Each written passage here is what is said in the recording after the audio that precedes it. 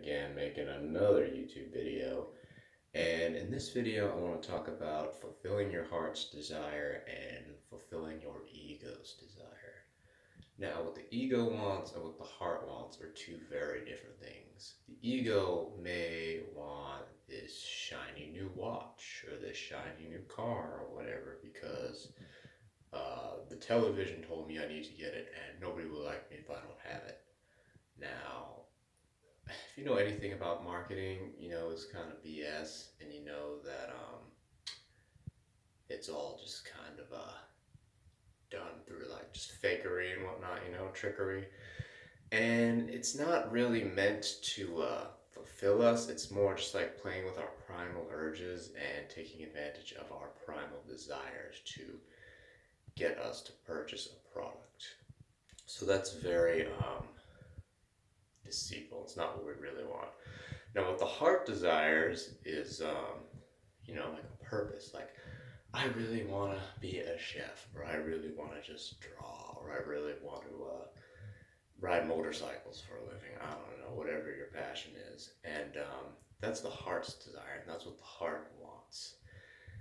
And you won't often make a career out of this. I mean, I'm not saying you can't. Plenty of people have, but it's usually a little more difficult depending on what it is because the way our brains work is we're selfish creatures by nature. And I'm not saying that like the world is bad and we're all selfish. No, it's just wired into our evolutionary programming. Like people in general are just out for what they want, and it's a survival mechanism, and it's not good and it's not bad. It's just how it is, and it's just something you're going to need to adapt to if you want to survive in the world. So it's good to be aware of that. And one thing I found to be really, really effective in finding what the ego wants and what the heart wants is do I feel in alignment with this? So I meditate quite a bit. I often meditate about 20 minutes to an hour a day. If you haven't meditated, I highly recommend you do that. In fact, I have a guided meditation on my YouTube channel you can check out. I might release some more. I don't know yet. But yeah, I mean, meditation is very good and can get you back in alignment with the heart and the body, which I talk about a lot, and disattach from this ego side of the mind. Now, you're thinking, oh, so I should just disregard the ego entirely? Well, yes and no. I mean, the ego can kind of serve a purpose, but is it my ego or is it the superficial ego? Sorry, is it the superficial ego I created or society created for me? Like, you'll often know because you'll feel like a sensation come up in your body and your heart and your body, and like the mind is connected as well to when it's something you really want, and that's the your ego, like the true you, what the true you wants.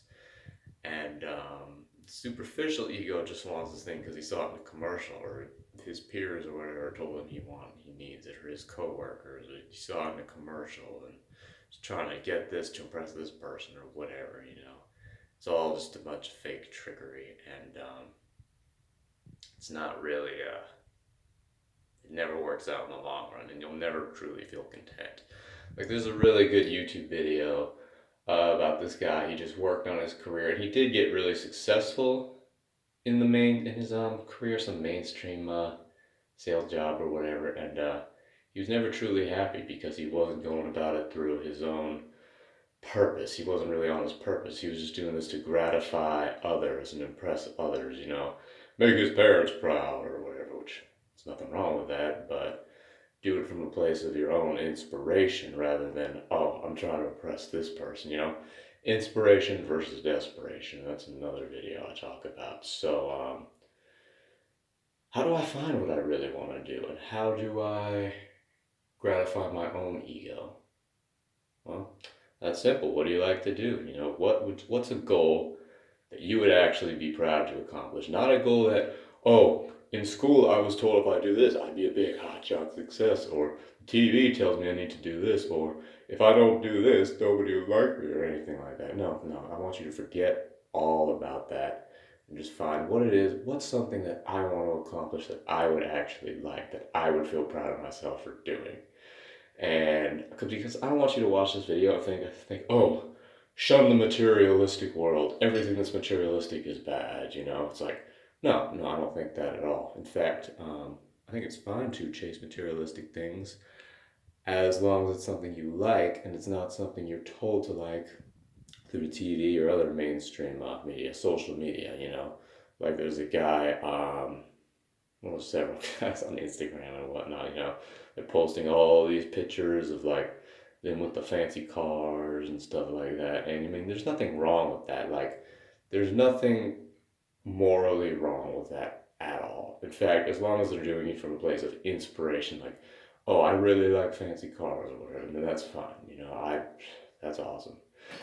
But if you're just doing it because, well, I don't really want this, but I'm told to want this because I'm nobody if I don't have it, then that's the ego. That's the superficial ego telling you to want something and not the yourself wanting it. So, one thing I recommend you do is meditate. Like everybody should meditate. I think the world would be so much better if you meditate. Just focus on one thing you can do is just focus on one point on the wall and just breathe into your body. Just feel the sensations come up and just don't reject them. Just let them come up.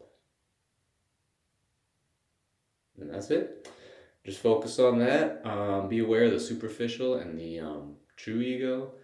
So that's all I really have to say about that. And good luck.